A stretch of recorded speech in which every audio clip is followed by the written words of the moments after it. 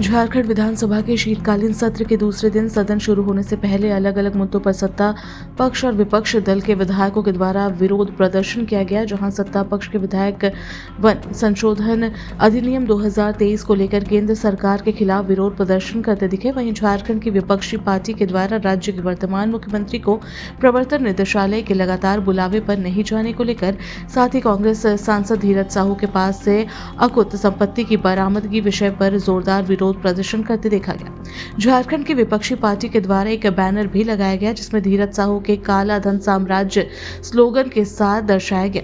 One संशोधन अधिनियम 2023 को लेकर केंद्र सरकार के प्रति विरोध कर रहे झारखंड के सत्ताधारी पार्टी के विधायकों का कहना है, हमारी पार्टी और हमारे घटक दल का ये मानना है कि भारत के वन संपदा को कॉर्पोरेट को सौंपने की तैयारी चल रही है। इस प्रकार का अधिनियम लागू होने से पेशा कानून के उल्लंघन की भी संभावना है। हाँ, ये केंद्र सरकार के द्वारा वन संशोधन अधिनियम 2023 का विरोध है, जो भारतीय संविधान के तहत प्रदत्त अधिकारों का उल्लंघन करता है। हम इस बात का विरोध कर रहे हैं कि ग्राम सभाओं के अधिकारों को सीमित किया जा रहा है। सरकारी पदाधिकारी अब वनों की प्रकृति को बदलने में सक्षम होंगे और हम ये मानते हैं कि पिछले दरवाजे से, चोर दरवाजे से कॉर्पोरेट को भारत की वन संपदा को सौंपने की यह साजिश चल रही है, जिसका झारखंड मुक्ति मोर्चा और हमारे तमाम सहयोगी दल विरोध करते हैं। ये पूरा ही का पूरा ऑब्जेक्शनेबल है। मसले इसमें यह है कि ग्राम सभा के अधिकारों को सीमित कर दिया गया है।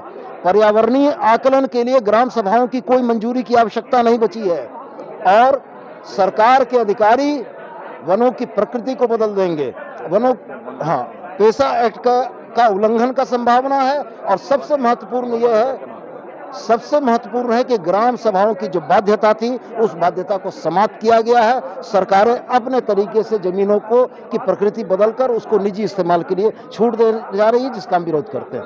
वहीं ईडी और केस कांड मामले को लेकर विरोध प्रदर्शन कर रहे झारखंड की विपक्षी पार्टी के विधायकों का कहना है कि सरकार को केस बरामदगी और प्रवर्तन निदेशालय की कार्रवाई का मुखरता से आगे आनी चाहिए, नहीं तो हम विपक्षी पार्टियों का सदन के अंदर और सदन के बाहर विरोध प्रदर्शन लगातार जारी रहेगा। चाहते हैं कि ईडी की जो कार्रवाई हो रही है उसमें सरकार कोऑपरेट करे। 500 करोड़ रुपए अगर कैश बरामद हुए हैं तो सरकार उसका सोर्स बताए, और जब तक सरकार इन सब चीज़ों में मुखरता के साथ जवाब नहीं देगी तो मुझे लगेगा कि सरकार बहाने बना रही है। और जब सरकार बहाने बनाएगी तो इसी तरह हम लोग सदन के अंदर, सदन के बाहर प्रदर्शन करेंगे। ये जो देखा जा रहा है कि 500 करोड़ कैश, ये अपने में अप्रत्याशित है।